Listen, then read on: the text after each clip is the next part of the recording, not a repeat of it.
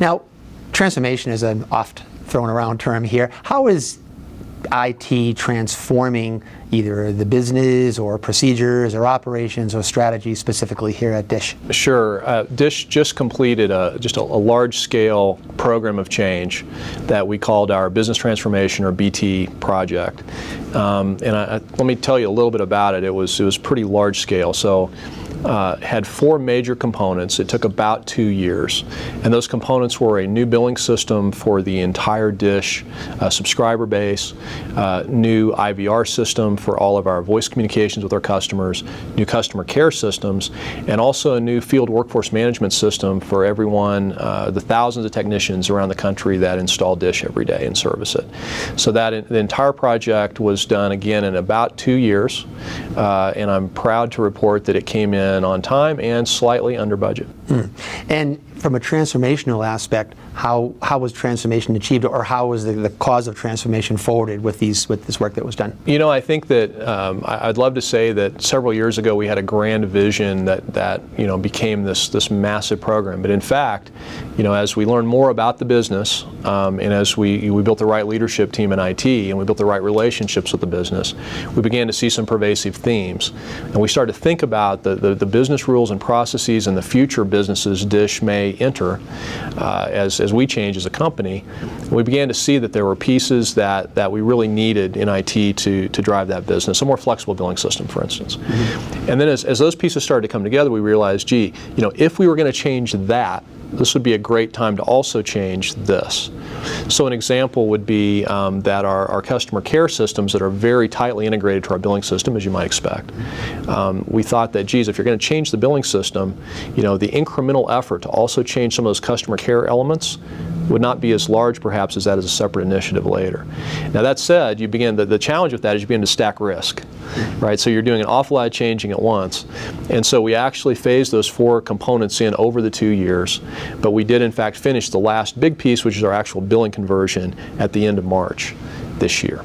So again, you manage the risk by kind of stretching out the implementation phases to some extent. Yeah, we call it destacking. So specifically what we did was that last big piece, the billing conversion, was like the final activity.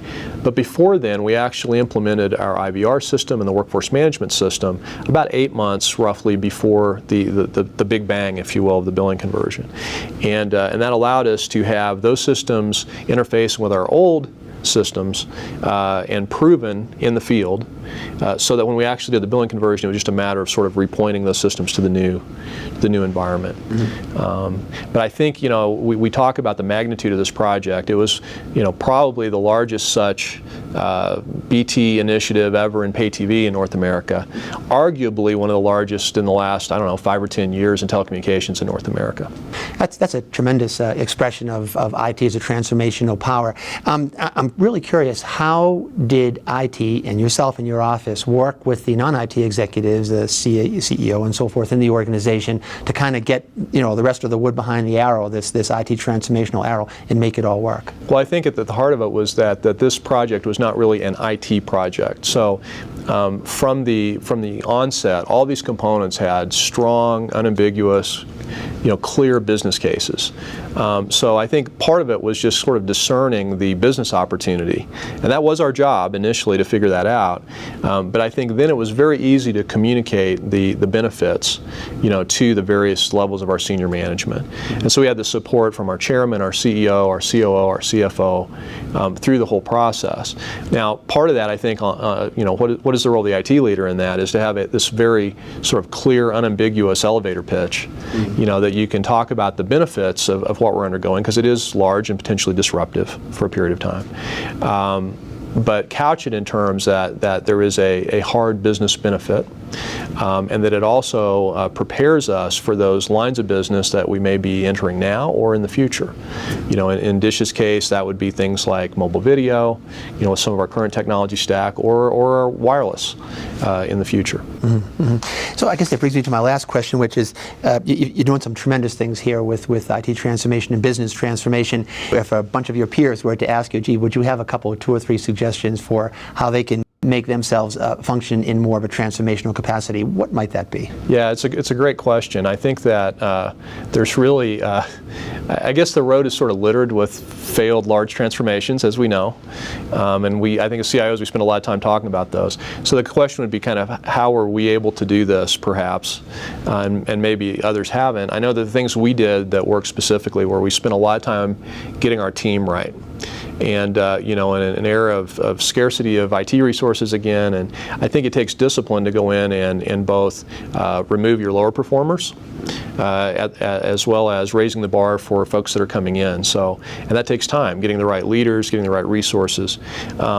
People is a big part of what made us successful. It was a great team effort. I think the second piece was really around our vendor partner selection, and there's many things that could be said about the way you negotiate and structure these commercial agreements, how you choose the right technologies. At the end of the day, I think an important part of the CIO's role and going forward, it will be an even bigger part, is to be that canny picker of the right companies, right? I think we went through a phase where we talked a lot about the IT leader as sort of a supplier manager. Everything was going to be outsourced, and we just kind of had to orchestrate the chess pieces. And in our case, that's not what we're doing. I think we have a lot of employees in IT, but we have these very strategic vendor partners that provide the products, in some cases the services to provide those. So I think the partner is second. Third would really be what I would call building a ladder. And this is the discipline of execution. Building a ladder to me means you sort of start, you don't start with the big project, you start with the smaller project. Sometimes we talk about quick wins, but I think you have to build that capability to sort of trial run things like your business case templates, your delivery capabilities, your project management disciplines, sort of try out your leaders, try out your SMEs, and gradually that ladder, the rungs become further apart as you take bigger and bigger steps. And so I don't think you start with a business transformation project your first day on the job as a new CIO, but it is something that you work up to over, let's say in my case, a couple of years here. So get the people right, get the partners right, and don't rush it. Exactly. Sounds simple, doesn't it? Yeah, it does. IT made simple.